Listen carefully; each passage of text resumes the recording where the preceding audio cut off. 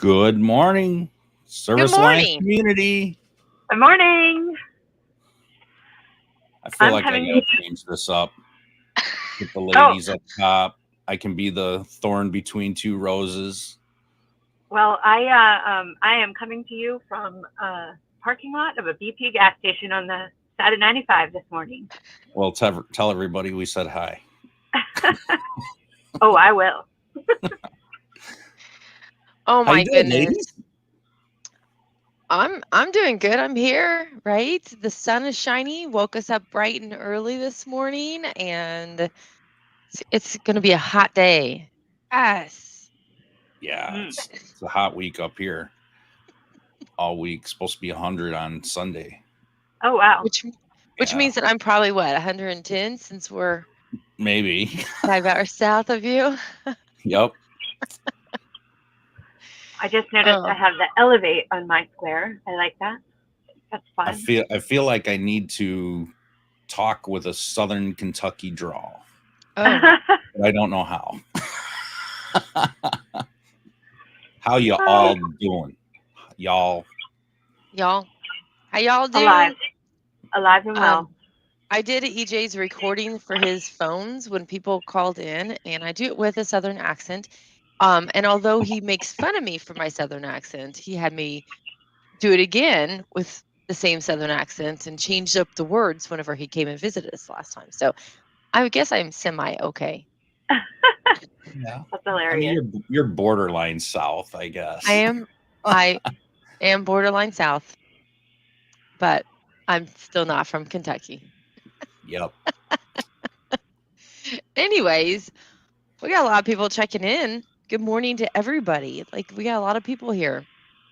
I'm I excited. can't. I'm Morning, excited to see Garrison. the chats when you post them because I can't see them ahead of time this time because I'm on my phone. It's going to be a surprise for me too. Just everybody saying the same thing. Good morning. Good morning. Morning, Adam. Good morning. Adam and Morning, Joe. Joe. Got Jerry in here. Yay. Anyways, So what are we So- talking about today, ladies? I don't know. Just EJ's not here. No, Like no. You should know. You're the He's one. in charge, You're in right? charge today, Shayna. All you. We are going to be talking about communication. There's Jason. We're going to talk about communication in the workplace, specifically between a lot of it between the technicians and the and your team members in your office, and best way to communicate, best way to because you got to grow it in order to grow your business. You have to be able to communicate to them. So True. that's what we're going to talk about. This is probably going to be a short one because I can't imagine there's many communication errors between an office and the techs in the field. None. No, there's not. That's funny. Well, I do imagine it gets a little trickier the bigger you get. Like, we have just 2 technicians and then 1.5 people in the office. So it gets tricky even if they're all in the same building. Example, we had a team member on vacation, and we had last week, because of our book club, we planned a team dinner last night, forgetting that one of them was on vacation. So nothing was sent to him. So he came back yesterday and we were like, surprise, we have a team dinner tonight. You can come, So it's never ending. Just never ending. So anyways, I have the verse for today. So I am reading out of Proverbs. I'm going to do Proverbs 25:11. I didn't get this approved by Mike. I don't know if but whatever. A word aptly spoken is like apples of gold in settings of silver. Apples of gold and settings of silver. It illustrates the value of well-chosen and timely words. There you go. So, good. Speaking of which, let me open us up in prayer real quick, and then we can get into this. Let's go. Because I'm interested in what you guys have to say about this. Dear Heavenly Father, I want to thank you for this day. Thank you for allowing me to come on here with these women and these ladies and all their knowledge and communication skills that they have. Be with us as we go out, serve the world today, serve your community, not our community. In Jesus' name I pray. Amen. Amen. Thank you. So today, basically talking about like active listening, open door policies, and also structures for communication. So um, it is definitely something, even if there's just two people, right, working, the communication, like if you don't communicate properly, you will lose that other technician. Or if it's your wife that's in the office, like I've been there before, and the technicians don't communicate with me. Like it can cause so much heartache and so much more work if you're not communicating. Um, so the first one I want to talk about is active listening, because a lot of times we are so busy just talking at our team that we are not actually truly listening to them. And so emphasizing the importance of truly listening to employees' concerns, ideas, and feedbacks, which actually shows that their opinions are valued and respected. So Ginny, why don't you tell me, your thoughts on active listening? Well, the first thing that comes to my mind this morning when you're just talking about communication and active listening is to have processes and tools in place so that you can be successful at it. Because you can want to be a good communicator, but if you don't have something in place that helps you or purposefully allows you to connect with your team, then you will get caught up in the day-to-day service of your customers and you'll forget because we all get too busy. So one of the ways that we've fostered open communication in our team is to purposely schedule time away from the office with our team. So once a month, Joe will have breakfast with his technician, William, and they'll talk about technician stuff, but also personal stuff and life and personal goals and things like that, and how we can help him achieve his goals with his family and his career and things like that. And then once a month, I either go to dinner or breakfast with Shelby, and we do the same thing. And we had a list of a few questions that we were asking in the beginning to just kind of foster the communication and have something to talk about, some kind of structure. But it's gotten now where we're in a good place with our conversations and we kind of know what to ask. And it's evolved a little bit. But I think making sure that you have a real time on your schedule to have those conversations. I know some of the bigger companies that we work with or that we meet with in our mastermind group, they have one-on-ones with their technicians and the manager and stuff like that. So I think Doug does that with his team. Yeah. So I just think like that probably is the most important thing. It's just like having dinner with a friend and saying, hey, let's catch up sometime, is very different than saying, okay, when are you free? Let's get it on the calendar. Because if it's not on the calendar, it's not going to happen. Yeah. Can you put up what Saul said? I think that's hilarious. I couldn't see it. EJ shaved his beard.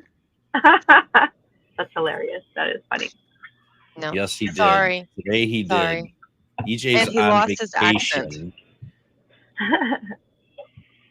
Even though he asked this morning, 2 hours before our show was to go live, what topic because he was going to create the StreamYard this morning. So he didn't think you could do the job, Mike. Yeah, probably. He doesn't trust me. He didn't know I'd come through for him. So Mike, do you do anything specific with your team that helps foster the active listening? I give my techs and my team the benefit of the doubt that they're listening.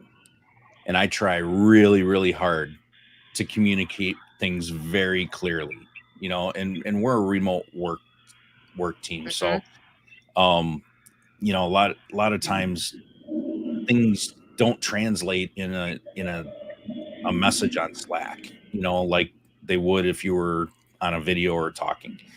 And sometimes I'll send them a video. Sometimes I'll pick up the phone. Sometimes, I'll just send a message on Slack. But it seems in my case, sometimes you can do everything that you think is correct, and the message still doesn't get through.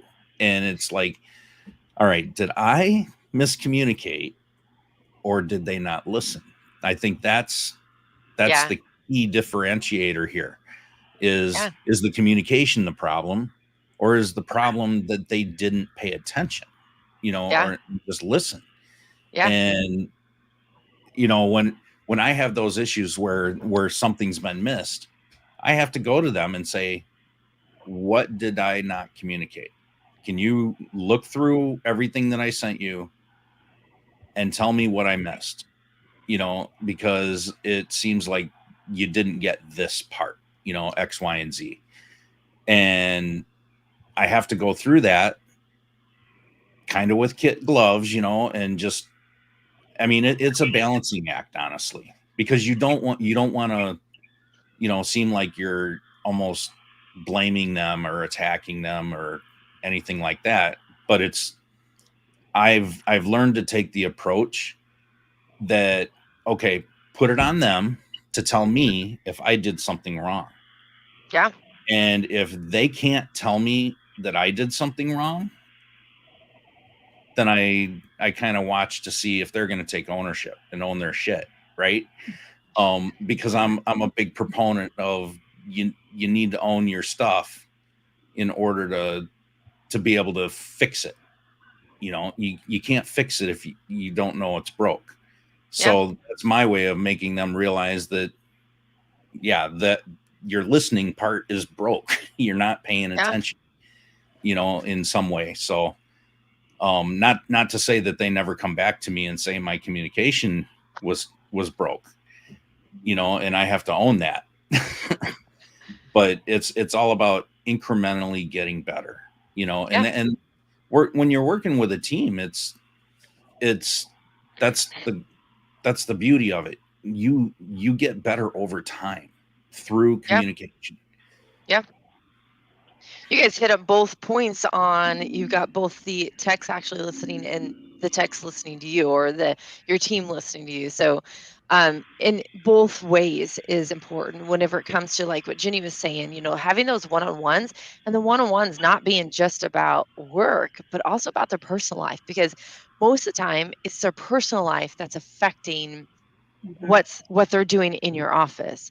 And so being open and willing just to listen to them, because a lot of times that's all they need. They just need someone to listen, and not being there to counsel them or just to listen. Sometimes you can pick up pieces that help you be able to communicate correctly with them whenever it comes to work stuff. And Mike, the same goes for you. We have two streams of communication here because my team is in house. But with the technicians, we're communicating with owners and technicians all day long too. And even, Ginny, you don't see Joe or your other technician, throughout all day long, just like you do your office girl. So like with us, our communication, majority of our communication, even though our team is in house, is via Slack. But yet, if it is super important, I will walk my butt into this room over here, and we will actually talk to everybody, either individually or talk to the group as a whole. We've had a couple of conversations the last month or so where the phones were either like everybody was off the phones, or we actually had them get off the phone because it was a piece of communication that we knew if we put it on Slack, it wouldn't get the same effect as if we verbally said it to them. So definitely both ways. It needs to go both ways. And don't be the owner that just completely overtalks the technicians or the office team and just only tells them what to do, but also listen to them and be there for them, whether it is personal or business stuff. So another, I'm sorry. Can I add one more little communication tool that we have is just the whiteboard in our office. So we have it divided up into different sections, and one of them is the issues list. So we model our meetings kind of loosely after the traction level 10 meeting. So one of the pieces of that is the issues list, and we kept forgetting the important things that we wanted to bring up. So we put a place to write it down. So now when things come up that are important, we write it down there, and then we have a list to go to during our meeting. So Just another tool. So I really am in favor of systems and tools when you're trying to do anything in your business, and communication isn't any different than any other thing that you want to do well. Yeah.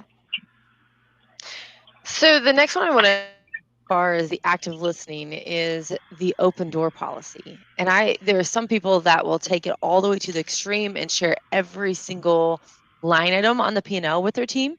And we've not ever gone that far, but really truly even we have sat down with technicians and said, here's, yes, you may make X amount of dollars, but here's what you actually cost us. And we have actually broke that out for our technician. But even beyond that, having the open door policy, so my office is separate than the rest of the team, but my team knows that if they ever have an issue, all they gotta do is just come in here, and I'm here to talk. Either I'm here to talk, Jason's here to talk, or Tabitha's here to talk. We are here for them. If they're having an issue with a coworker, or they see a coworker doing something that's not supposed to be done, or they just have the issue at home, and that's where that active listening comes in and being there for them.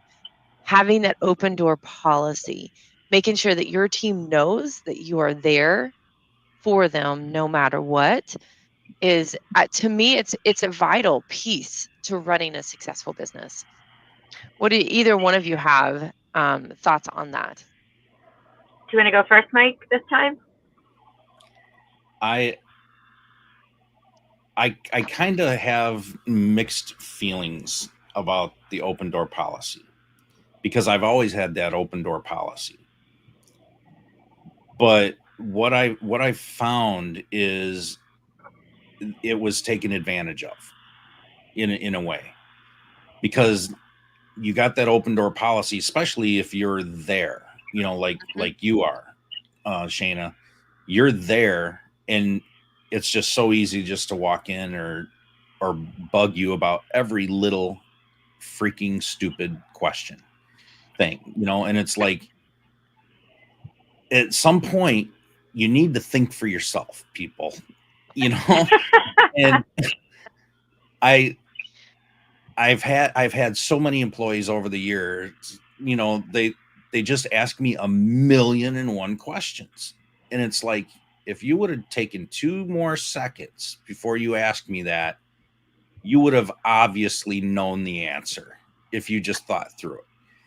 And I never wanted to discourage people from asking me questions, but it's almost like that over communication problem, to where they're over communicating in question form, and they're afraid, and maybe that was my fault, because I didn't let them know that they were empowered to make their own decisions, and I've gotten a lot better at that with my team. I mean, some of my team members, we don't talk that much.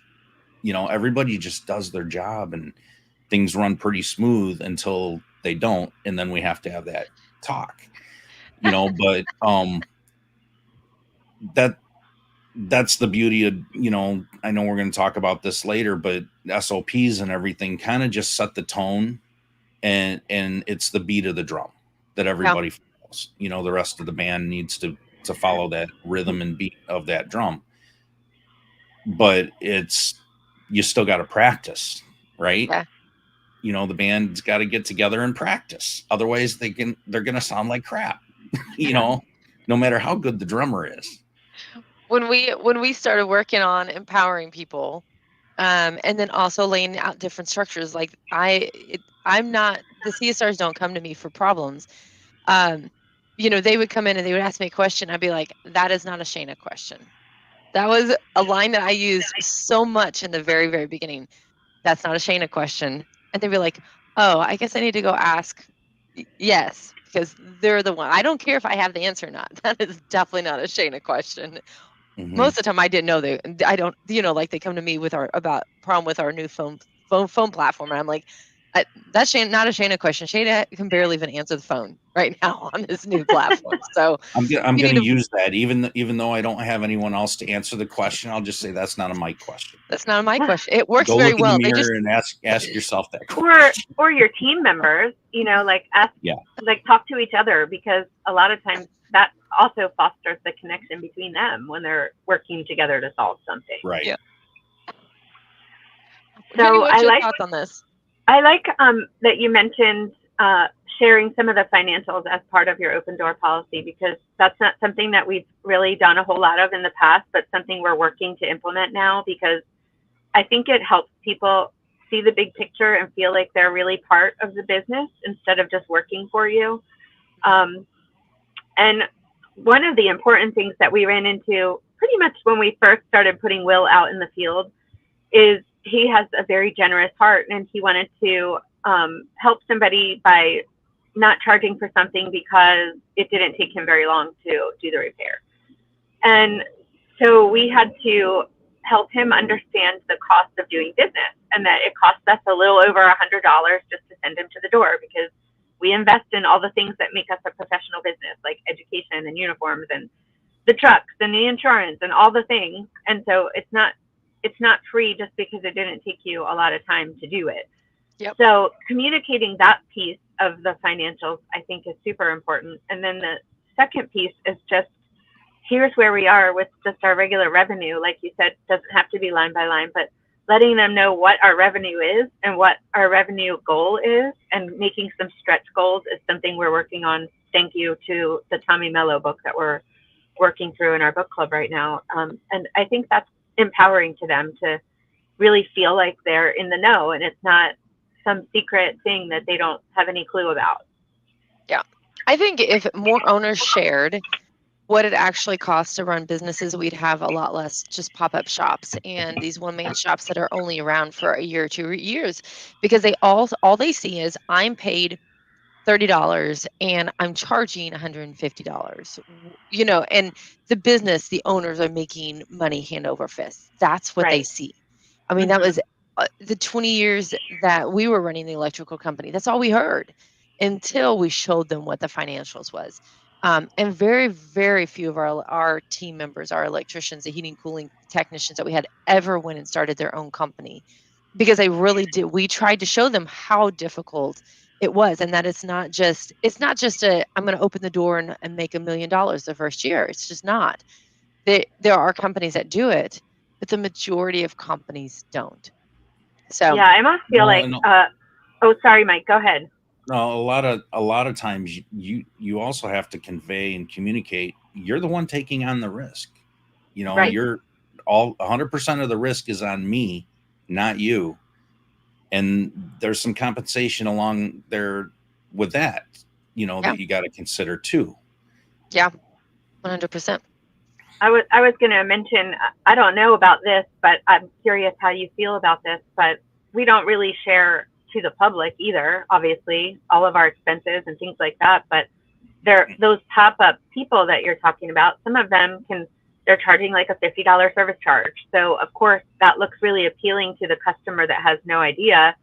And I think some of the messaging that we can be putting out in our social media is not necessarily the dollars and cents of what we're doing, but hey, we're investing in educating our technicians. So anytime we send one of our guys to a service school or we go to ASCII, we heavily post about that we're investing in the learning, and we have lettered vehicles and things like that, so that people get that feel of professionalism. But you're still going to have people that choose the $50 service call and then call you back because that person wrecked their appliance. But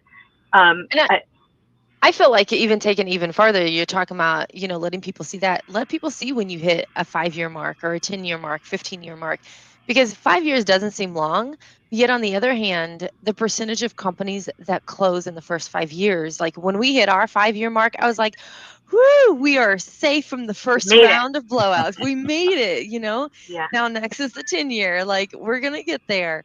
And it really, truly even that 5-year mark is huge when it comes to service companies or just businesses in general. But service companies, the percentage of companies that close in the first 5 years is huge. And so every single thing that you can celebrate that makes your business look better is going to be another piece that helps add value to your company versus the new one that just started. So what did that's Andrew, right?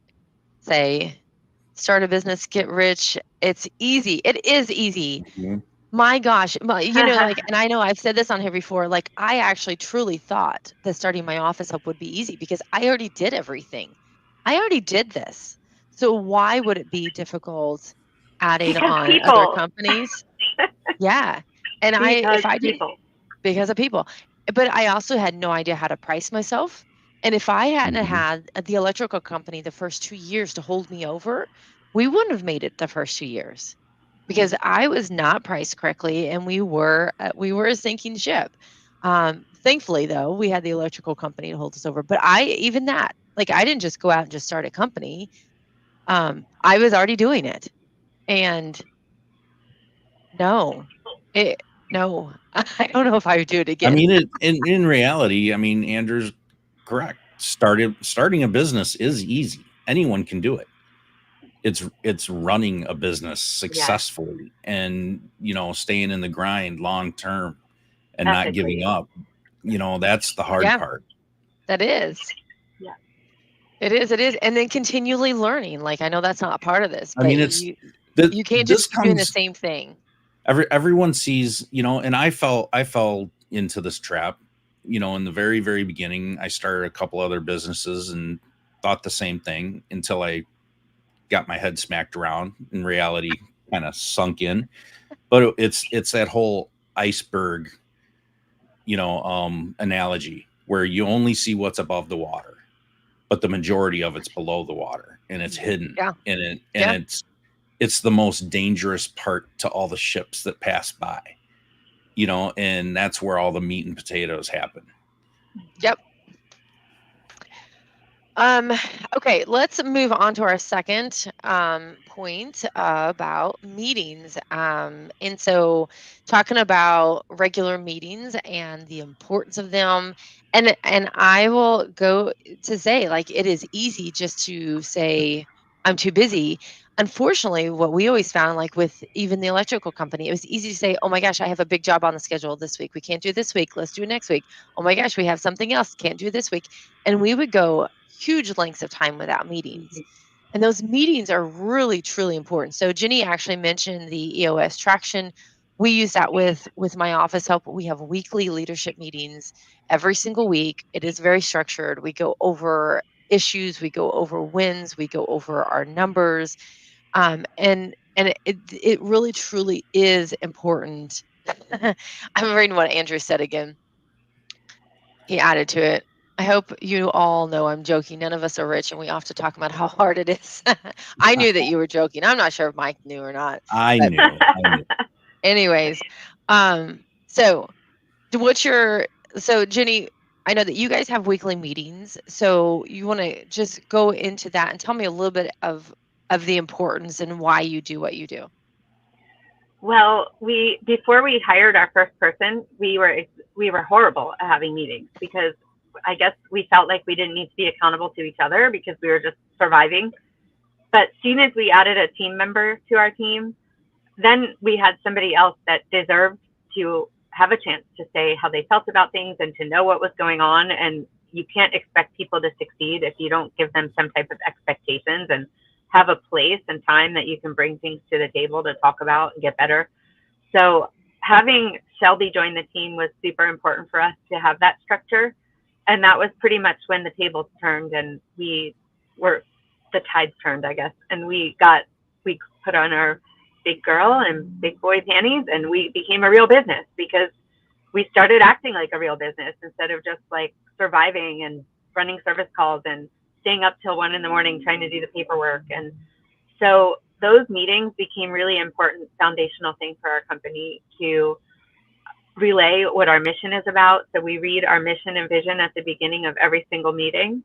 And I don't know, I think Dean did that with Joe when, he was a technician with him for 3 decades. And so he had that kind of drilled into him. But I remember Joe very clearly saying that when he used to go to the meetings at Landers, Dean would repeat the same things over and over and over again. And he was like, why does he keep repeating everything? And he said, now I understand, because if you don't keep repeating the most important things and your values and the way that you do things and the way that you serve your customers, then people lose that. And they just have, we call it process drift in the Lean Six Sigma world. You just kind of get away from doing the right thing, the right time, the right way that you do it every single time. So having those meetings is a chance to solidify your core values and drill down on the things that are most important in your company. But we do that. We do our mission, vision, and values at every single meeting in the beginning. Then we started implementing some type of soft skills training, and we took that from this year's ASCII, which was the keynote speaker was talking about huddles and the loyalty huddles that they do with Franklin Covey. So we started incorporating some of that, just like 5 or 10 minutes in there. And then we go through our action items for the week, and we go through our issues list, and then we pretty much close it up and we rate the meeting. So that's our general topic list. And then sometimes, we have special topics. So like this weekend, we're in the raft race. So that's been a topic every week.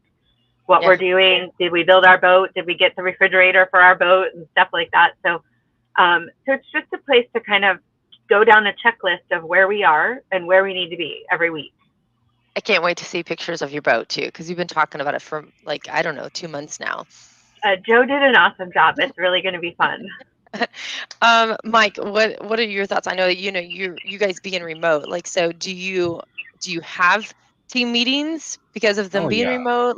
How often are you guys doing them? And is there any kind of actual structure? I don't do weekly team huddles. We usually do those monthly, but I have the at least once a week I'm doing the one-on-ones with everybody. Yeah. Because it's just easier to do it that way rather than get everybody, because we're across some different time zones, and trying to coordinate that sometimes isn't the best. So I go over everything on a team huddle once a month, and it allows everybody to collaborate and openly share ideas, in that way, and openly ask questions, and that spawns some other questions. So, I mean, that for me, it's been working well for my business. I could see in different types of businesses, you need those, I worked in the collision industry, and one of the shops, every morning at 7 a.m. we all met for an entire team huddle, and we reviewed the day every single day, and there was 20 of us in there.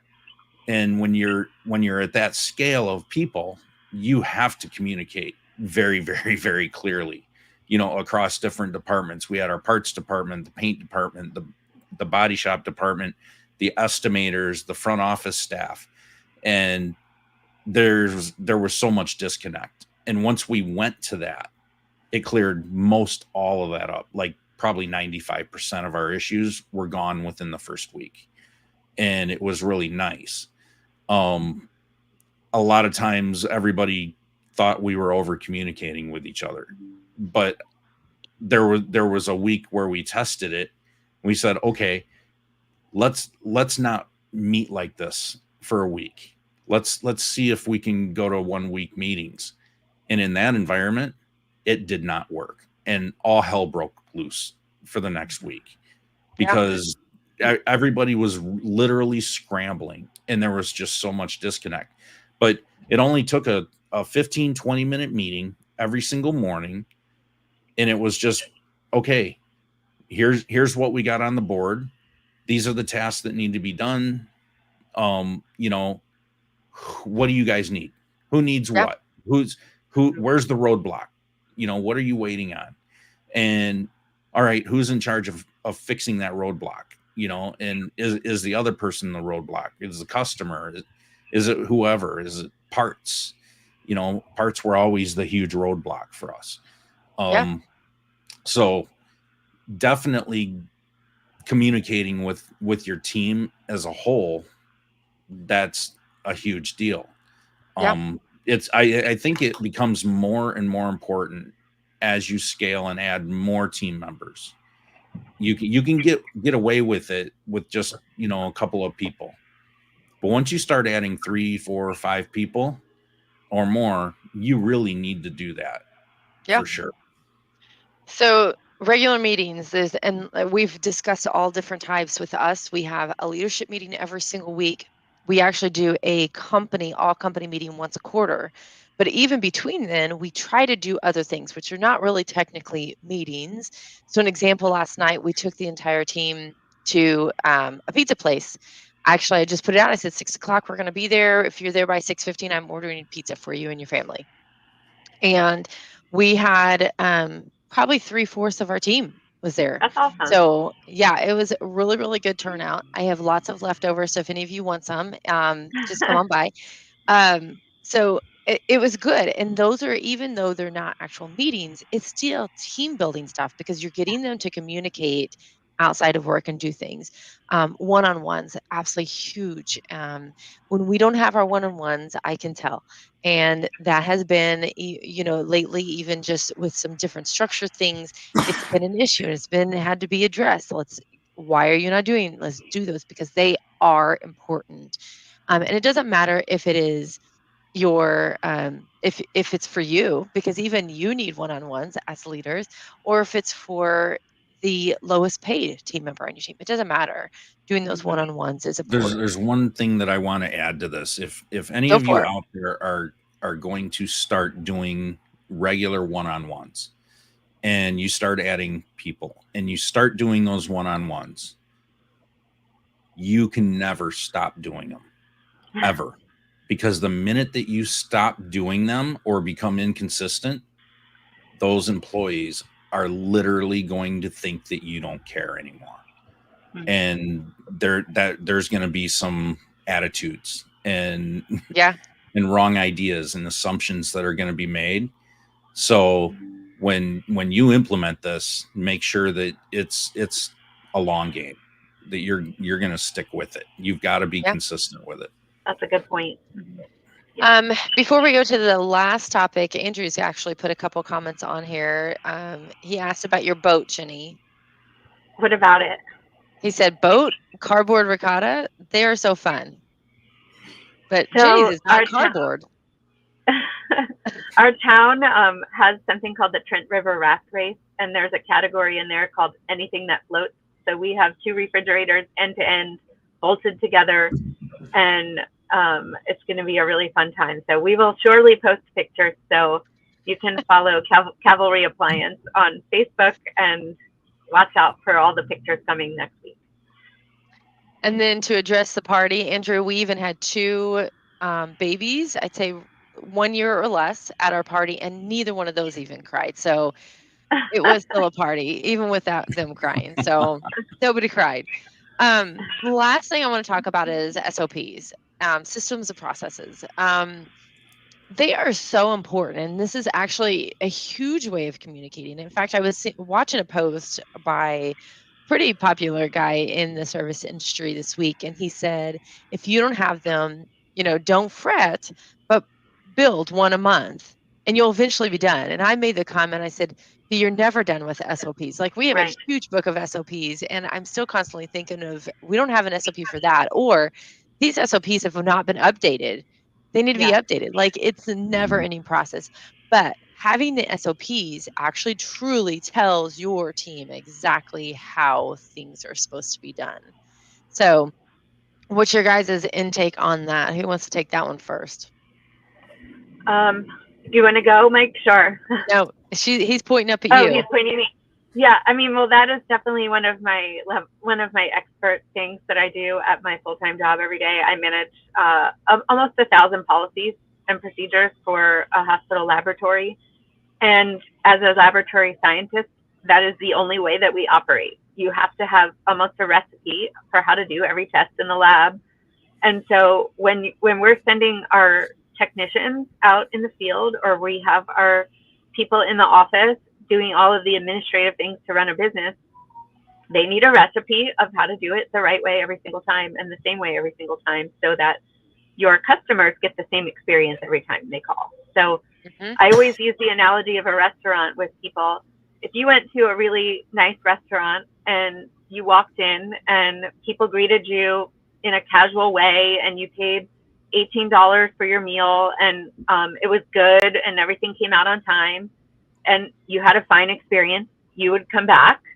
And if you came back next time and the meal cost $50 and everybody was wearing a tuxedo waiting on you and it was wonderful, you might still come back, but you might not, because you don't know what to expect every time you come back there. You don't know if your bill's going to be $200 or $50, or what level of service you're going to get, or if there's going to be a mess next time you come in. So whatever you're offering your customers, whatever you're doing, it needs to be consistent every single time. And the way to achieve that is through your processes and having it written down, so that people have a really clear understanding of the exact steps to do and the exact way to say things every single time. But there's the flip side of that sometimes I know we get pushback in our office, is the freedom to be a human, and that you're not a robot and you're not going to do everything exactly the same way. So sometimes call scripting can feel that way, like you're being micromanaged. But if you look at it from a customer point of view and you think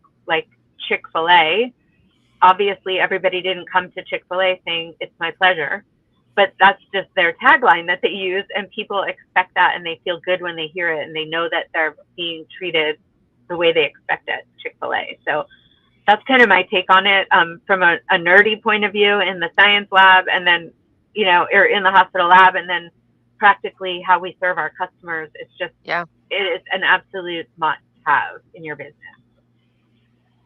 100%. Mike, do you have anything to add to that? I do. I recently had a discussion with my own son about, management, and he's not in a management role right now, and he's young. But I started talking to him about that, and do you have aspirations to be in management? He's like, I don't think I could deal with the employees and all this. And I'm like, well, if you have SOPs, you don't have to like come down on your employees. He was thinking of it more in the negative end, where he's got to crack the whip, type of thing. And I'm like, number one, if your business has a problem, if there's a hiccup in your business, the very first place that you should go is the processes. Blame the process first. Is the process in place? And if not, that's on the owner. Okay. If the process is in place, what inside that process is missing that caused that situation to break down and happen? And you can still always blame the process, at least in those two areas, right? But if that process is 100% solid, then you can go to the employee and say, I guess that before you do that, the third thing is, was the employee properly trained on the process? Mm-hmm. If they were, then you go to the employee and say, here's the process, you were trained. Here's where it broke down. Can you tell me why? Did you just not? You obviously didn't follow it. You can very easily hold them accountable. They're going to hold themselves accountable if they're a good employee. But then you're making them aware this should never happen again. I've had this issue in my own business. I've done the same thing, but I explained it in that way to my son, and he's like, "Oh, I think that's brilliant, because it's the process that holds everybody accountable. And you as the manager are just pointing it out." And I said, exactly. Like, you don't have to beat people over the head. You don't have to get into arguments. You don't have to get into fights. You don't have to make people feel bad. It's in black and white, and there's processes for a reason. But you also have to get allow them the freedom to go outside those processes if needed. But that's the exception, not the rule. So I found a lot of times in healthcare, for example, people deviate from a process for a really good reason in their mind. Like they think that they're doing something a quicker way, or they're serving somebody better. So sometimes people circumvent processes for what they think is a really good reason. And they're not just being lazy, like they think there's a better way to do it, and they don't realize the unintended consequences of deviating from that process. But like you said, if you're asking them, I think one of the things you said that was really important, Mike, is asking them why they didn't follow the process, because that gives you an opportunity to even learn a better way to do something. Like maybe they found a more efficient way too, and you can then change your process to reflect a better way of doing something. Yeah, it doesn't mean the process is always right. Things change and evolve too. You may see a certain type of situation that starts to come up more frequently, that's causing more deviation from that process, and now you have to reevaluate the process. So I think going back to the communication part, that's all a part of the communication with your team. You need them involved in helping create these processes. And like I said, there's exceptions to the rule, but those definitely need to be on a one-on-one basis, and they're their own island, and they damn well better be unique situations that aren't, the 95% of the things that process was created for. Yeah, 100%. Okay. Jenny, do you have anything else to add to what he just said? No, I think Mike did a really great job bringing in. I'm speechless. Can you not hear me? No, we can hear you. Oh, my phone was bleeping out, so I don't know what's going on. I thought maybe I lost audio. No, I think Mike bringing up that point of really zeroing in on what went wrong, that was really important, and communicating for sure. Like coming full circle back to the communication, that was really good. And there we are, ladies and gentlemen. Communication is a must in your business. Absolutely. So, a lot of good advice given today about active listening, having open door policies, what types of open door policies, regular meetings, and creating SOPs. And if you need help with any of those, we're here. So reach out to us. We'll be happy to help you, talk you through, even if you haven't created an SOP, what is the first SOP? I know that Service Alliance Group has some, and Ginny also is great with those. Everybody here on the podcast, whether we are a Service Alliance leader or we're just here to help support the Service Alliance Group, we're all here to help the industry. We want to see this industry go and thrive and be amazing. So reach out to us. Yep. All right. We'll see you guys next Thursday. Well, not we. They will see you next Thursday. And EJ should be back. See you guys later. Thanks for having me on. Thank you. See ya.